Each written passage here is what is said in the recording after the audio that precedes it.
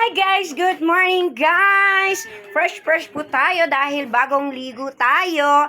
Ayan guys! Syempre guys, alam nyo na kung ano ang gagawin natin patanghali na guys. Syempre guys, it's me again, Jen Guy. Sa aking vlog ay Kusinerang Chubby Siksik. Tara guys, samahan nyo ko at magluluto tayo pananghalian. Siyempre guys, bago ang lahat guys, nagpo-promote pala ako nito guys, Turnos. Punta po kayo sa aking TikTok shop, Jengay Bunda Showcase. Ayan, pwede po kayo mamili doon, bibili kahit anong kulay na ternos na ganito. Maganda to guys, kaya bagay din to sa mga chubby girl, okay? Tara guys, samahan nyo ko at magluto tayo. Diyan. Eto guys, pansit canton. Pero, iba ang gagawin natin dito guys. Alam nyo kung ano guys, syempre, gagawin tayong parang pansit. Ayan, may gulay ako, cabbage, may carrots ako, at syempre guys, dito na mga ingredients natin, at may konting sahog na prito manok yung kagabing tira namin. And then, syempre, ito, spring onions. Ayan guys, syempre may kalamansi din tayo pagkatapos magluto at ilalagay natin ito. Tara guys, samahan nyo ko at umpisahan na natin magluto. Bye-bye muna! Abangan nyo at magsisimula na tayo magluto guys. Kuluin muna natin ang ating tubig bago natin lutuin itong pansit canton. Ayan, kasi pagkatapos natin tong lutuin, tsaka na natin igigisa at maglalagay yung mga ingredients at gulay. Okay? Yan. Habang nag-antay tayo guys, ang ating tubig pakuluin. Siyempre guys, eto na naman tayo. Pasayaw-sayaw na naman.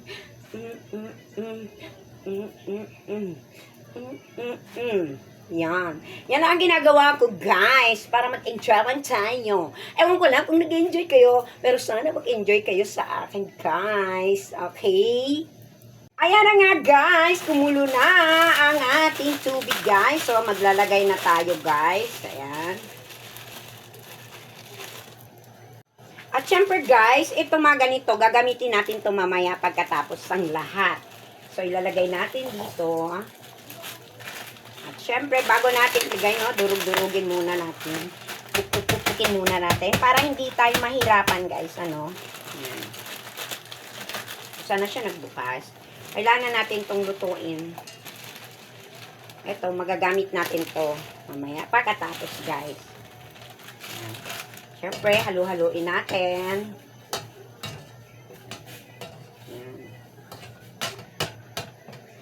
Antay lang natin siya, guys. Kapag malambot na siya.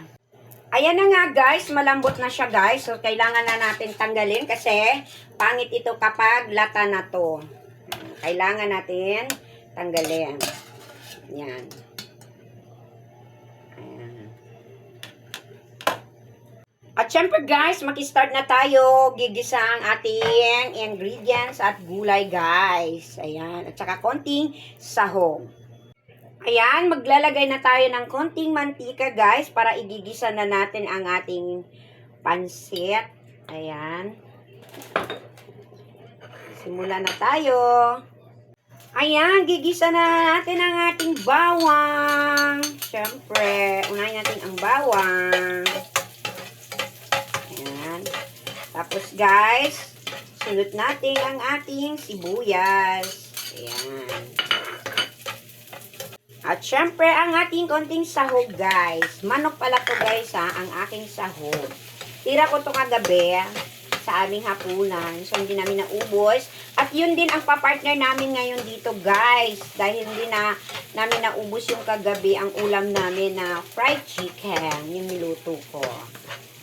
So, ngayon, isusunod na natin ang ating mga gulay, guys. Ang carrots pala unahin ko guys dahil palambutin natin na konti dahil syempre yung anak natin guys ayaw kumain ng gulay, kailangan lambutin natin para makain din nila at gusto ko rin yung maliliit lang hiwa Kasi kapag malalaki, nako, makikita mo sa pinggan ay nasa tabi lahat ang mga gulay. Kaya ginawa kong maliit-liit para hindi nila itatabi to at kainin nila.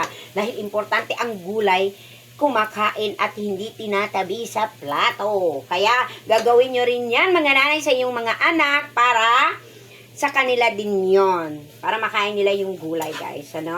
Palambutin lang natin to guys. Maglagay tayo guys, konting-konti lang tubig guys, ayan. Hindi to pwedeng madami dahil ang pansit natin ay malambot na. So ayan na nga guys, na malambot na siya guys. Siyempre, hinahin natin ang ating apoy guys kasi hindi natin pwedeng sobrang lakas. So ilalagay na natin ang ating pansit guys, ayan. Ating pansit canton, yung nilaga natin. Ayan. Tapos, halu-haluin lang natin guys. Isasabay na natin ang ating gulay, ang ating cabbage na hiwa ko na, liit-liitin. Isa na rin to guys, kailangan liit-liitin nyo rin yung pagkahiwa nyo para makain ng ating mga anak guys. Ayan. Kasi kapag lakihan mo guys, nako, kailangan liitin mo para makain. Kaya kailangan natin ng gulay sa ating katawan. Alam nyo na yan guys, diba? Ayan. Haluin lang natin guys, hanggang sa mahalo lahat. Ayan. Ayan na nga guys. Templahin na natin ang ating ingredients dito. Ilagay natin to lahat guys. Kasi kailangan natin to ilagay kasi ito ang nagpapalasa dito guys. Ayan. Ayan. Sarap to guys. Ayan. Alam nyo guys, ang pansit canton, pwede rin natin gawin ng ganito, parang pansit na rin. Ayan. Siyempre, tuloy lang ang paghalo hanggang masolve yung lasa. Siyempre guys, ito ang pinakalasa. Ilalagay natin ang ating spring onions. Ayan. Panglas na yan. Guys, luto na ang ating pansit canton. Wow! Ayan na nga guys, natapos na aking luto guys para sa pananghalian guys. Eto na guys ang ating luto, pansit canton. Ginawa natin na pansit talaga na may gulay. Pwede nyo rin to guys ay lutuin sa inyong bahay at sa mga anak nyo para makain din ng gulay guys.